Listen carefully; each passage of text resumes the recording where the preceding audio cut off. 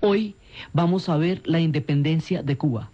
Habana, Pinal del Río, Matanzas y Santa Clara, Camagüey y Oriente, donde nació Mariana Grajales.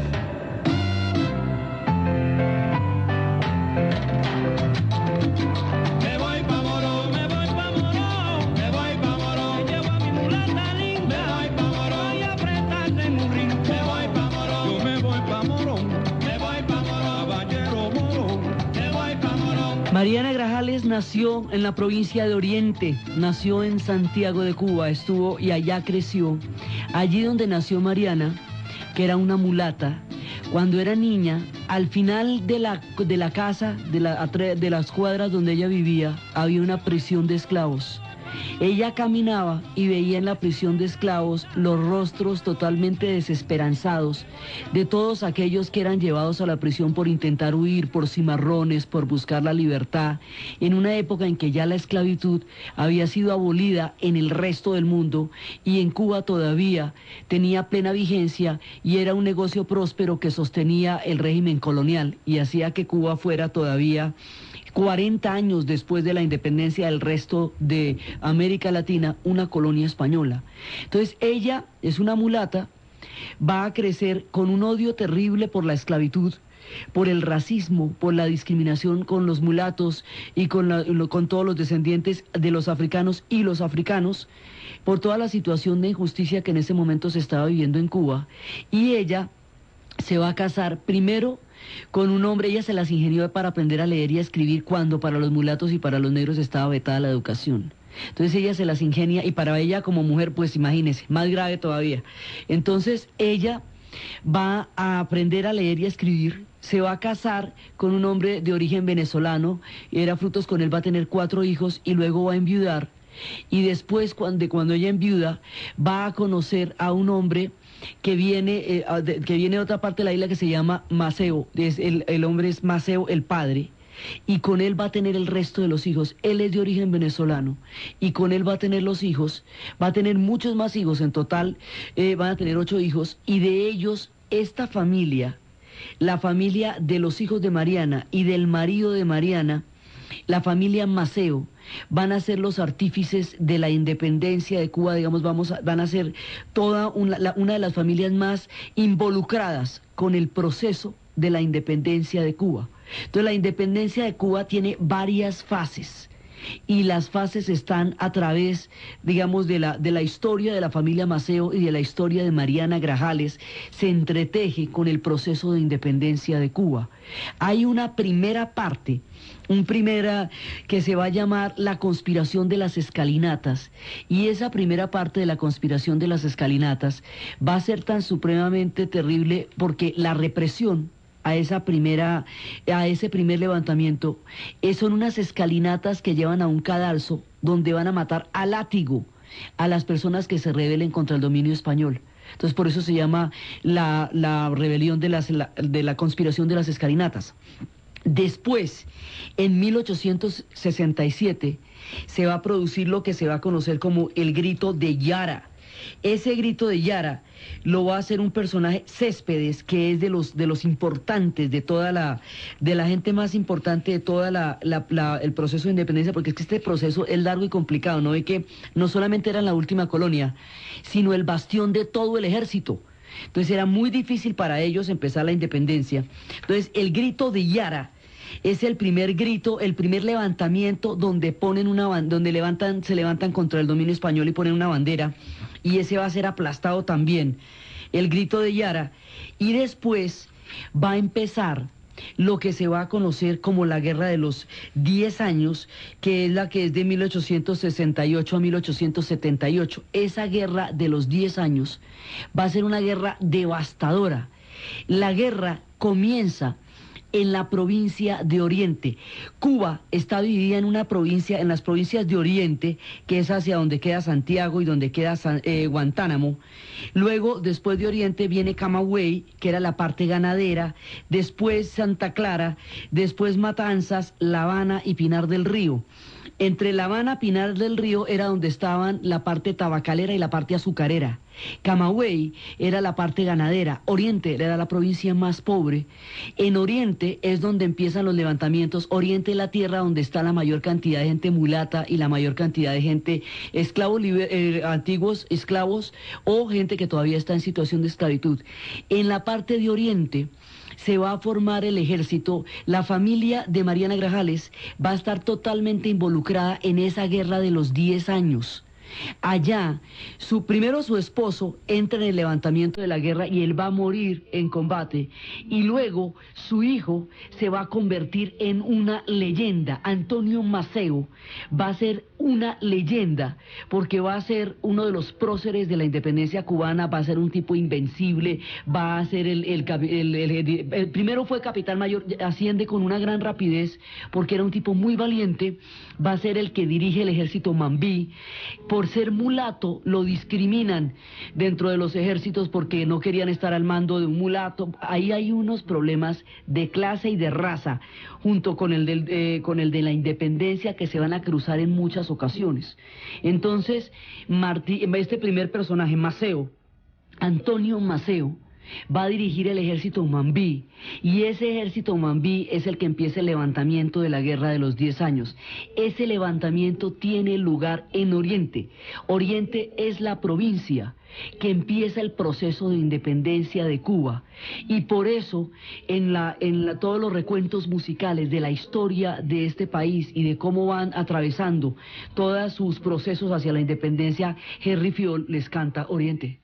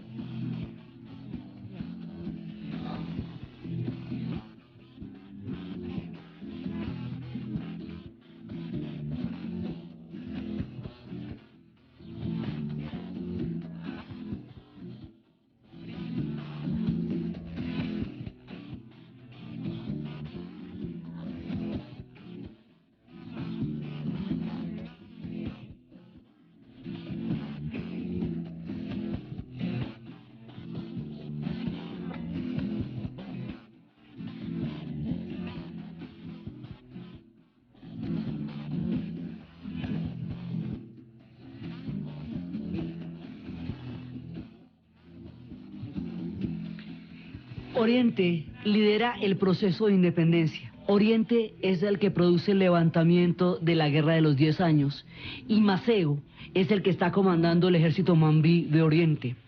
Entonces aquí hay una serie de héroes que son los de la independencia, que son Máximo Gómez. Máximo Gómez es veterano de la independencia de la Dominicana. La Dominicana se acaba de independizar de Haití. Entonces la gente que peleó en la Dominicana va a pelear por la independencia de Cuba y entre ellos va a llegar Máximo Gómez.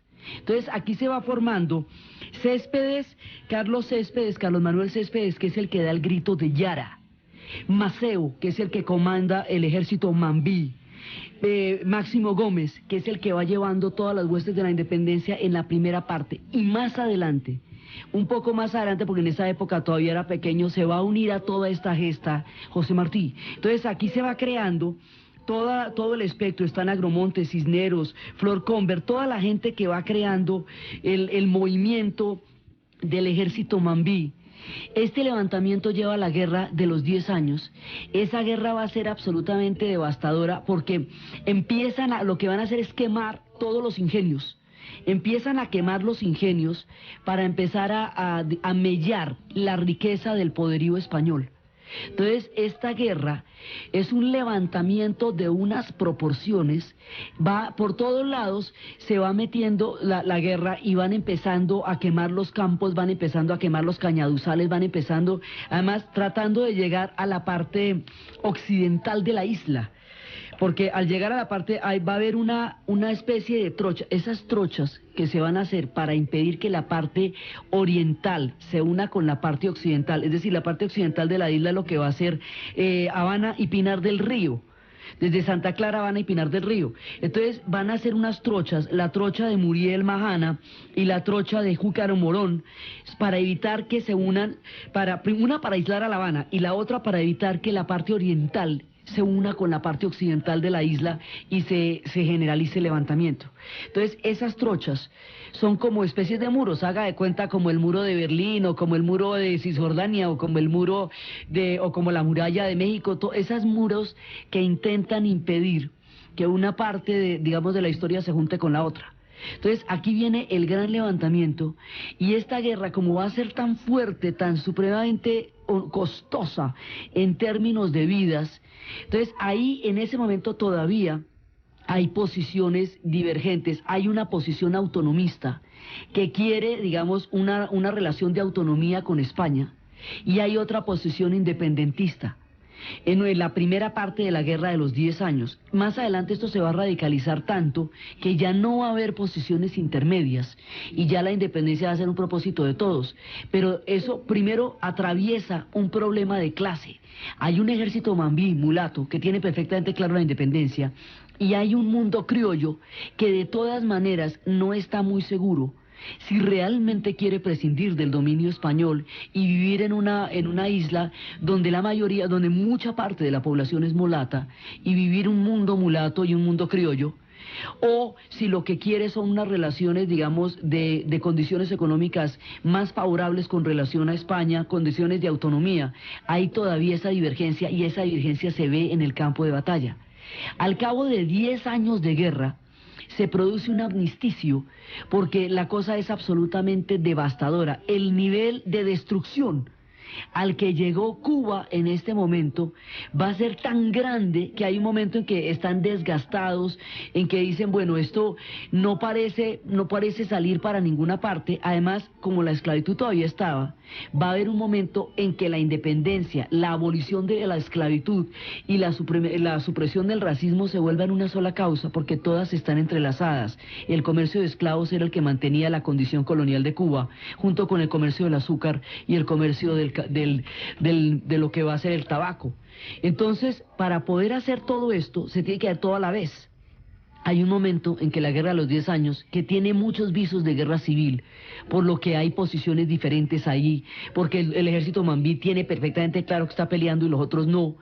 Hay un momento en que se produce una paz. Cuando esta guerra ha llegado a un nivel de devastación, es cuando Guillermo Portavales nos describe cómo estaba Cuba después de 10 años de quemar los ingenios. Eso era una sola, y el grado de represión era absolutamente brutal, y se va a poner peor. Esta guerra va a tener unas características muy sangrientas, huellas musicales del grado de destrucción que Cuba llegó a tener, nos la cuenta La Vuelta Bajera.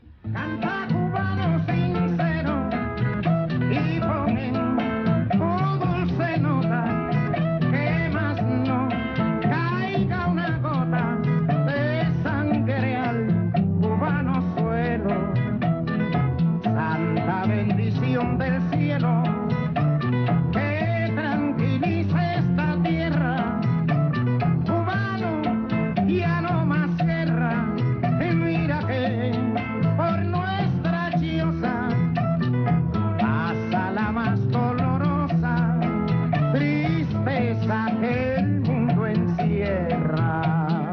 Por la llanura habanera, entre madrugas y güines, como dulces comejines, canta la vuelta.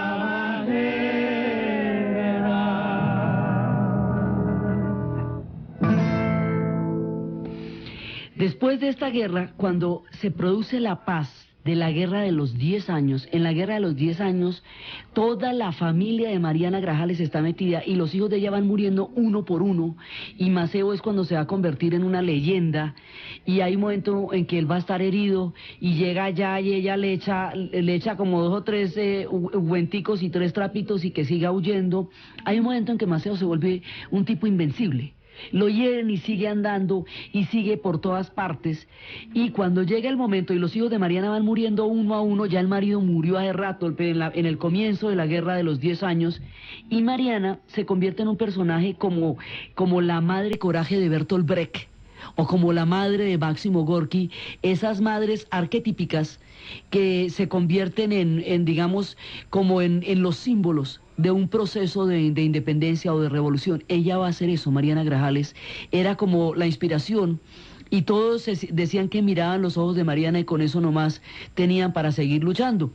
Entonces, cuando se produce el amnisticio de la Guerra de los 10 años, ahí hay una promesa de perdón, una promesa de paz, una promesa de condiciones, mejorar las condiciones de la vida de la gente en la isla, de mejora de condiciones políticas, y a cambio de todo eso se va a firmar la paz de la Guerra de los 10 años. En ese momento, Maceo tiene que huir, y Mariana tiene que huir, todo el mundo que está metido, digamos, muy profundamente en el proceso, tienen que huir, y van a huir a Jamaica. Muchos de esos van a huir a Jamaica. El proceso de la Dominicana, Cuba, Jamaica y Puerto Rico está totalmente entrelazado, porque la gente que viene de la Dominicana, de la Guerra de Independencia con Haití, es la que va a liderar también en una gran medida la Guerra de Independencia de Cuba, porque en el momento del exilio, cuando se produce la paz de la Guerra de los 10 años, muchos irán a Jamaica, y desde Jamaica van a empezar a cobrar, desde Kingston, van a redoblar esfuerzos para luego ya hacer la contienda final. Y más adelante, cuando ya en la última parte de la Guerra de Independencia, esa guerra se va a librar al mismo tiempo, cuando ya se dé el enfrentamiento final, se va a librar al mismo tiempo en Cuba, Puerto Rico y Filipinas. Entonces, en Cuba y Puerto Rico, ese es la misma, digamos, es el mismo punto histórico que lleva al final del dominio español en las dos islas. Entonces, por eso, la Dominicana, Jamaica, Cuba y Puerto Rico están estrechamente unidos en todos estos procesos que van a culminar con el fin del dominio español en el Caribe. Entonces, en ese momento esta gente se va para el exilio, y ellos van a desembarcar después, ya para la última parte de la independencia. Entonces, cuando se van para el exilio, aquí hay una promesa de paz, pero resulta que esa promesa de paz se va a convertir en una matazón. Se traiciona la palabra que se le dio al ejército mambí, los españoles empiezan a desatar una represión terrible, y este nivel de represión va a ir en aumento hasta que más adelante estos se van a volver campos de concentración. Y todo muchacho que no pueda justificar claramente su presencia fuera de la hacienda va a ser arrestado. Las mujeres que no se sepa qué están haciendo fuera de su casa van a ser arrestadas. Entonces ahora, como los hombres van a huir, cuando empiecen los campos de concentración, los hombres van a huir para seguir peleando. Entonces, ¿a quién van a concentrar? Pues a las mujeres y a los niños. A partir del momento en que se produce la paz de la Guerra de los 10 años, el nivel de represión va en aumento, y ese nivel de represión, la manera tan brutal como persiguieron a toda la gente, la forma como ellos tenían que seguir, porque era más seguro para las familias seguir a los soldados y cocinar para ellos y estar con ellos en la guerra que quedarse en las casas, porque en las casas los llevaban a los campos de concentración que se van a hacer. Entonces, estos niveles de represión crecientes que se van a producir van a radicalizar todo lo que es el proceso de independencia, y van a hacer que la posición intermedia de una autonomía con España no sea sostenible, porque España ha incumplido todos los acuerdos que les había prometido a ellos. Entonces, de aquí en adelante, esto se va volviendo cada vez más radical, hasta que ya el proceso de independencia se vaya a hacer inevitable. Cuando se vuelve al levantamiento, ya ese levantamiento es para terminar con el dominio español. Hay muchas cosas que están en juego. La guerra de secesión en Estados Unidos es de 1861 a 1867, y en el 67 es el grito de Yara. Entonces, la guerra de Cuba está emparentada con el fin de la esclavitud en el sur de los Estados Unidos, que es lo que se está reclamando en Cuba, y por eso está peleando el ejército Mambí. Entonces, cuando ya los sectores más moderados con respecto a España pierden toda posibilidad de contacto con ella ante el incumplimiento de las leyes que hacía 80 años iban a llegar, de los armisticios que se iban a hacer con la Guerra de los 10 días y ante el recrudecimiento de la represión. Esta primera parte, la Guerra de los 10 años, es el equivalente a la fase del 20 de julio en la historia de la independencia nuestra, y la posterior represión de toda la gente que estuvo metida ahí, desde Policarpa Salabarrieta hasta el sabio Caldas, toda la gente que muere en la parte de 1812. Y luego en Colombia se va a producir un proceso de independencia que ya es el punto final, que ya es el de 1819, que ya es el de la batalla de Boyacá. En Cuba pasa una cosa similar. Hay una primera parte que es la Guerra de los 10 años y hay una segunda parte que es la parte que va a ser desde 1896 hasta 1898, que es el último envión ya para sacar a los españoles de la isla. Lo mismo que aquí se dio en 2 tandas, allá también se va a dar en 2 tandas. En la primera tanda todo el tiempo están Maceo y Máximo Gómez comandando los ejércitos y llevando toda la rebelión de Oriente hacia las provincias de Occidente para tratar de llevar a cabo todo el proceso de independencia. En la segunda parte ya hay un desembarco y en la segunda parte ya aparece un personaje que en ese momento va a entrar en contacto con Maceo y con Máximo Gómez y que va a ser un inspirador político y poético de la rebelión y que va a adquirir una talla y una dimensión no solamente cubana sino latinoamericana, porque es el momento también en que se está forjando una identidad latinoamericana, porque son los procesos en que empieza a existir Latinoamérica. Entonces, pues, digamos, la idea de los hombres pensadores que empiezan a imaginar cómo puede ser este continente, tiene sus semillas en los albores de esta época de la historia. El personaje que va a entrar en escena después y que va a encontrarse con Máximo Gómez y con Maceo se llama José Martí. Mariana Grajales huye y ella después tiene que regresar. Mariana Grajales a los 60 años está corriendo para arriba y para abajo la independencia. Ella no va a ver el final, ella sabe que eso va a pasar, pero ella va a morir un año antes del último levantamiento, cuando ella no alcanza a ver cuando regresan y cuando se hace la última campaña. Entonces, mientras tanto, mientras estamos en este paréntesis, después de la Guerra de los 10 años, es cuando Martí se va haciendo grande. José Martí, es hijo de españoles, pero él es nacido en La Habana, es habanero. José Martí es poeta y su papá, que es un oficial de artillería, él no cree en las balas. Entonces no quiere que su hijo sea poeta, ni quiere que nada de eso le pase, y entonces él va a estudiar a escondidas y va a hacer sus versos a escondidas. A los 16 años hace un verso por la independencia de Cuba y cogen y lo van a arrestar y le van a clavar una sentencia que originalmente era de 10 años de prisión por un verso. Entonces, porque la represión va a ser muy grave y luego logran sacarlo, Martí va a tener que pasar mucho tiempo de su vida en el exilio, porque mucho tiempo de su vida va a estar bajo las persecuciones más grandes, y en ese exilio va a estar en contacto con todos los intelectuales de América Latina, con los movimientos literarios de la época, con el modernismo que estaba surgiendo, con Rubén Darío, con Vargas Vila. Vargas Vila lo adoraba, y a Vargas Vila no le caía bien nadie. Tenía una de las lenguas más peligrosas del continente y le decía que José Martí era un inspirador de lo cubano, un inspirador bucólico y maravilloso y romántico del espíritu cubano. Entonces se va a encontrar con toda la gente en sus travesías, va a conocer a Rubén Darío, va a conocer a Vargas Vila, va a conocer todo el debate en el mundo latinoamericano entre civilización y barbarie, el debate por la independencia, y va a ir buscando por la causa cubana el apoyo en diferentes. Él fue a Nueva York, fue a España, fue a todas partes, y eso le va a dar el pensamiento universal que va a llegar a tener y la talla histórica que va a desempeñar. Él es el inspirador, el ideólogo, el que va forjando el pensamiento. Los otros son los guerreros, él es el poeta inspirador.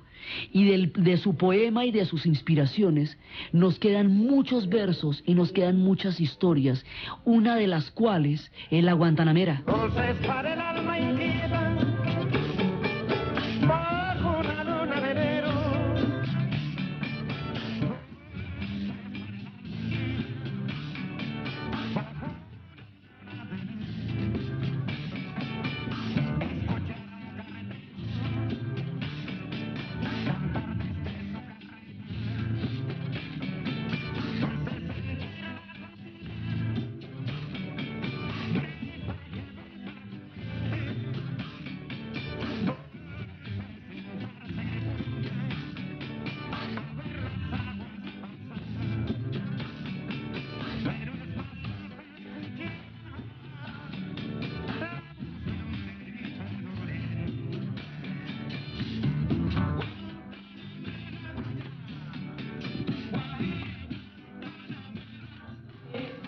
La importancia que va a tener José Martí como inspirador, como ideólogo, como pensador y como fundamentador del proceso de independencia de Cuba es lo que vamos a ver después de la pausa.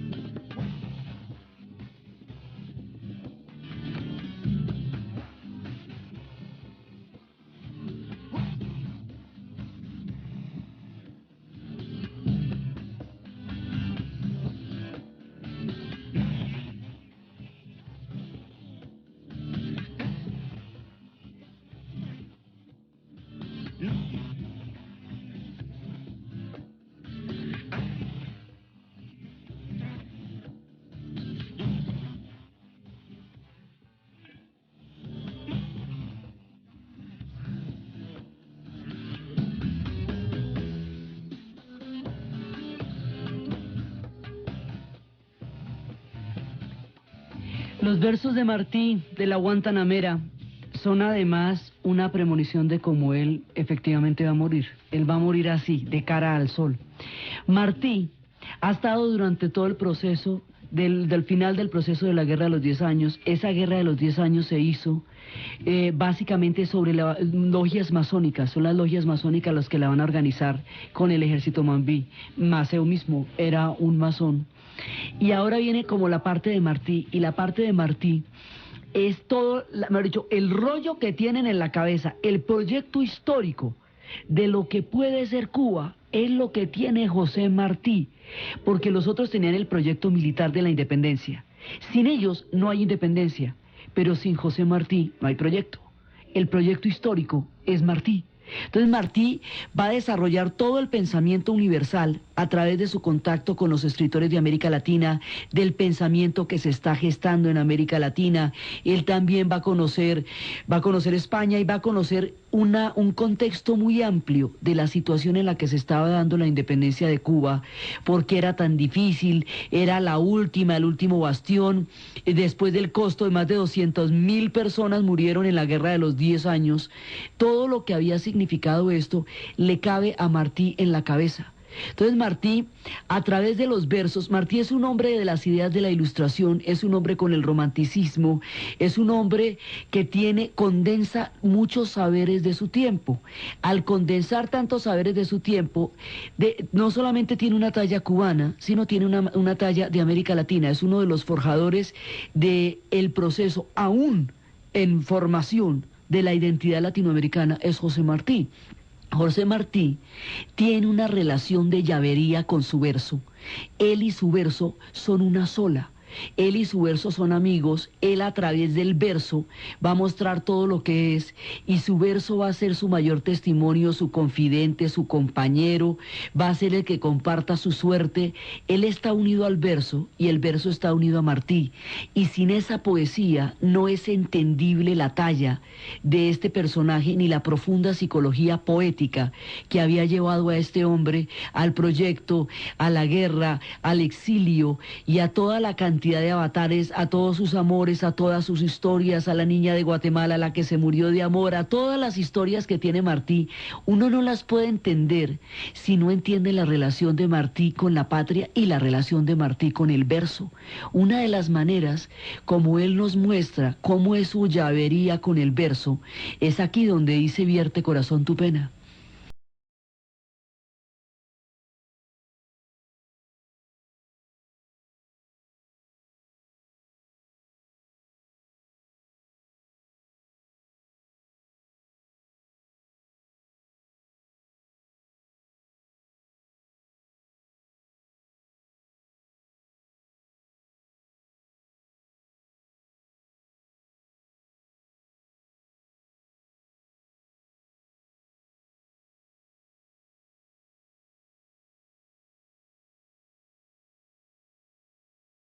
Martí va desarrollando toda una historia con el verso porque dice que el verso es el que le aguanta todo. Es el único que no lo abandona, es el único que siempre está con él, y por eso es que cuando el corazón le aconseja que deje a un lado los versos, el tipo dice: no puede hacer eso, porque él está ligado al verso y se salvan juntos o se caen los dos.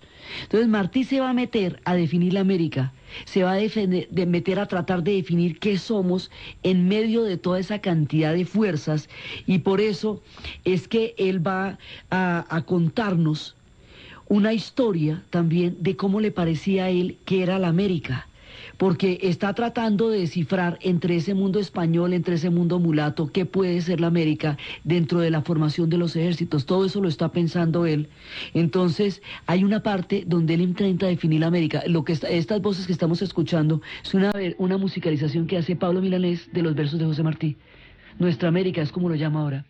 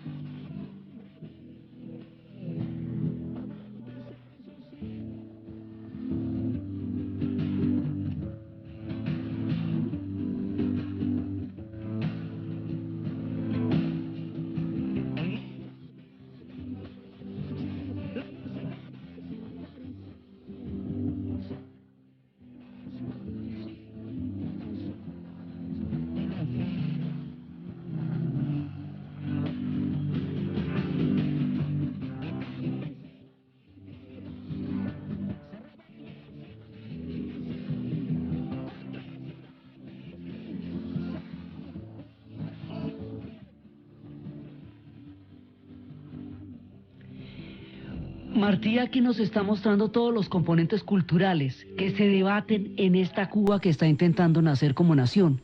Una Cuba española, una Cuba europea, una Cuba blanca, una Cuba mambí, una Cuba que va a estar metida dentro de todas las fuerzas del mundo africano, del mundo mulato, del mundo campesino, pero que tiene la montera de España y que se siente parte de Europa. Esa indefinición que no es solo cubana, sino americana, es lo que hace que la reflexión de José Martí alcance la perspectiva de la formación de un continente en términos de qué es, qué tiene de cada cual y hacia dónde se dirige. Por eso es un visionario, él es un visionario en todo lo que él intentó mirar, analizar y definir de su propia tierra y de toda la tierra en su conjunto a la que él pertenece. Entonces, él se va a meter, todo el tiempo está metido en la lucha por la independencia de Cuba, todo el tiempo buscando que le paren bolas para la independencia de Cuba, haciendo lobby por todas partes, en todas partes del exilio, y luego él va a desembarcar. Y ahí es cuando se encuentra con Maceo, y ahí es cuando entra, digamos, a la parte ya propiamente de la guerra. Entonces, la manera como él define lo que va a ser ese grado de represión, porque esta guerra se va poniendo terrible. Después ahí viene el segundo envión, que es el de 1896.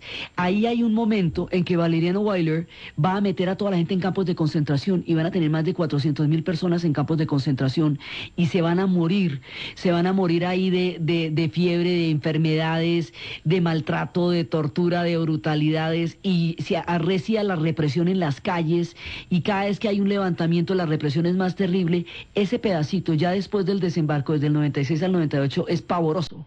Y así es como él lo describe, porque es literal lo que él nos cuenta en sus versos, que lo que estaba pasando. Eso es lo que nos describe en El enemigo brutal.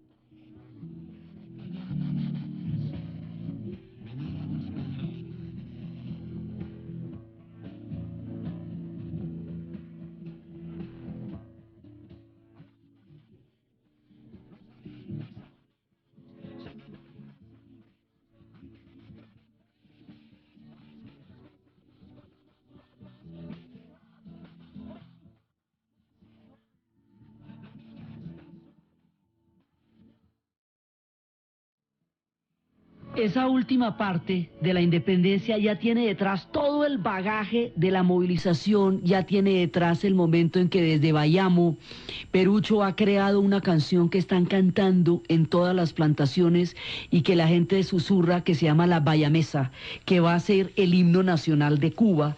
Se va forjando, digamos, todo el imaginario de la independencia de Cuba entre el pensamiento de Martí, entre los cantos de la bayamesa que decía: a las armas corred bayameses, que la patria os contempla orgullosa, no temáis a la muerte gloriosa, porque dice que para morir por la patria es vivir. Así empieza, es el himno de Cuba, la bayamesa, que se va haciendo desde Bayamo. Está el pensamiento de Martí y está un nivel de represión tan duro de parte de los españoles, los campos de concentración, la matazón de la gente, y por el otro lado también están las quemas de los ingenios para parar la producción azucarera. Aquí ya se acabaron las posiciones moderadas. En este momento ya no hay autonomistas y el nivel, digamos, la parte de los campos de concentración ya se vuelve una cosa tan terrible que en este momento todo el mundo está pidiendo la independencia. Aquí se ponen de acuerdo. Lo que ha tomado tanto tiempo desde el grito de Yara hasta este desembarco y hasta esta segunda parte, aquí ya todo el mundo está de acuerdo en que hay que independizarse de España. En ese momento la guerra adquiere unas características pavorosas y al mismo tiempo que se está librando la guerra en Cuba, el imperio, lo que queda del imperio español la está librando en Filipinas, donde la resistencia es aterradora, y al mismo tiempo se está jugando el destino de Puerto Rico. Entonces aquí hay un punto entre toda la inspiración de José Martí y entre todo este imaginario, entre las logias masónicas, el ejército Mambí, Céspedes, la bayamesa, Martí, todo este imaginario en conjunto. Cuando se está dando eso, hay un momento en que esta guerra está estancada en un proceso sangriento, pavoroso, y ese estancamiento en ese proceso hace que los Estados Unidos sienta que aquí hay una isla maravillosa, con una producción de azúcar impresionante, de tabaco, y que se está destruyendo en una guerra que la está arrasando. Entonces busca intervenir. ¿Por qué? Es que esta es la agonía del imperio español y el comienzo de la hegemonía norteamericana en el Caribe. La independencia de Cuba marca los límites entre esas dos coordenadas históricas. El Imperio Español agonista, este es el canto del cisne, y esto es una última parte. Después, cuando pierdan ya finalmente en 1898 las colonias, España va a entrar en un proceso depresivo profundo y va a sacar una generación que es a la que le duele España, que es la generación del 98, porque ya es el último pedazo del imperio. Esto lo van a terminar saldando como cuando quedan los remates de un almacén. Este imperio se va a perder de una manera lastimosa que hace que España se enclaustre de aquí para adelante y entre en un proceso profundo. Entonces resulta que Estados Unidos aquí se empiezan a juntar un montón de cosas. Estamos en la guerra para ya sacar la independencia. Estamos en el momento de mayor represión con los campos de concentración y Estados Unidos empieza a buscar la intervención. Esa intervención la quiere todo el mundo. Esa intervención la quieren los españoles, porque para los españoles finalmente queda menos grave de salir derrotados y abandonar las colonias, porque se enfrentaron a un enemigo poderoso y militarmente muy superior, como es en ese momento los Estados Unidos, que ser derrotados por el ejército mambí, porque ser derrotados por el ejército mambí queda muy terrible, ¿eh? En cambio, si los barcos españoles, los barcos norteamericanos, que eran de vapor, acorazados, y los españoles eran de vela, esto era pelea de chalupa con acorazado, pues era una cosa desproporcionada en términos tecnológicos. Entonces, finalmente, para salvar el honor español, les queda menos tenaz haber perdido frente a Estados Unidos que haber perdido frente al ejército mambí. Por un lado.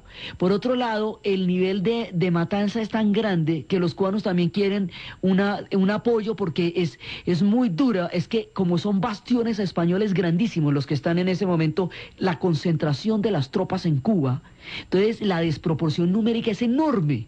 Entonces, unos y otros quieren la intervención de los Estados Unidos. Estados Unidos busca una hegemonía en el Caribe y encuentra en esta guerra la posibilidad de obtenerla. McKinley está de presidente y en ese momento Theodore Roosevelt, que más adelante va a ser presidente, se ofrece de voluntario en los Blue Riders para ir a pelear a Cuba. Y allá es cuando se encuentran con la malaria, oyen los artículos de lo que había escrito Carlos Finlay y empiezan las investigaciones para encontrar la cura de la malaria que contábamos cuando estábamos en este periodo, en el contexto que llevaría a Panamá. Todo eso se va a entrelazar, digamos, un montón de cosas entran a jugar a la vez. Entonces van jugando todos estos factores a la vez y por el otro lado, dos periodistas se inventan una guerra. Pulitzer y Hearst se inventan ante la opinión pública norteamericana el invento de inventarse las guerras. Es decir, fabulan lo que está pasando en ese momento para vender periódicos y exageran todo lo que está pasando. Ahí eso ya era el desfallecimiento. Ellos van a exagerar lo que está pasando, van a crear historias para movilizar la opinión pública y vender más periódicos. Van a empezar a mandar periodistas en barcas que lleguen allá, inventándose así los primeros corresponsales. Entonces hablábamos cuando estábamos en la historia de Panamá, cómo ellos tenían una guerra a muerte por el periodismo, y en un principio Pulitzer tenía un caricaturista que tenía una columna que se llamaba, un dibujo que se llamaba El Niño Amarillo, The Yellow Kid. Ese caricaturista fue sonsacado por Hearst para el periódico suyo. El juicio histórico que se les va a hacer a ellos por el manejo de la prensa durante la guerra de independencia de Cuba, por esa caricatura del niño amarillo, va a recibir el nombre de prensa amarilla, amarillismo. El amarillismo tiene ese origen y es en este conflicto. Entonces, en este conflicto se empiezan a mover intereses geopolíticos de un tamaño que es mucho más grande, digamos, aquí se están moviendo cambios de orden histórico en el Caribe. Por un lado, Cuba lleva ya mucho tiempo, porque es que si arrancamos en el 67 con el grito de Yara, y esto ya son 1898, ya eso es mucho tiempo peleando para poder buscar la independencia. España ya no puede más, la entrada de los Estados Unidos sella digamos, la imposibilidad de ganar esto, y Estados Unidos va a entrar en una hegemonía en la zona, va a entrar a través del apoyo a Cuba, a través de la manera como va a quedar Puerto Rico en relación con los Estados Unidos y a través de lo que va a ser el fin de Filipinas, también del Imperio Español en Filipinas. De una sola sentada se pierden esas tres bastiones, el Imperio Español se acaba, Cuba queda independiente, pero en unas condiciones muy complejas históricamente con respecto a un nuevo orden social en el Caribe. El proceso que esto tiene que ver con Puerto Rico y lo que va a ser de aquí en adelante el proceso de Jamaica para seguir con nuestra historia del Caribe es lo que vamos a ver en el siguiente programa. Entonces, desde los versos de José Martí, desde el heroísmo de Maceo, desde la inspiración de Mariana Grajales y desde la formación del proyecto histórico de Cuba como nación, en la narración de Ana Uribe, en la producción Jessy Rodríguez, y para ustedes feliz domingo. Yo soy un hombre sincero, de donde crece la palma, y antes de morirme quiero echar mis versos del alma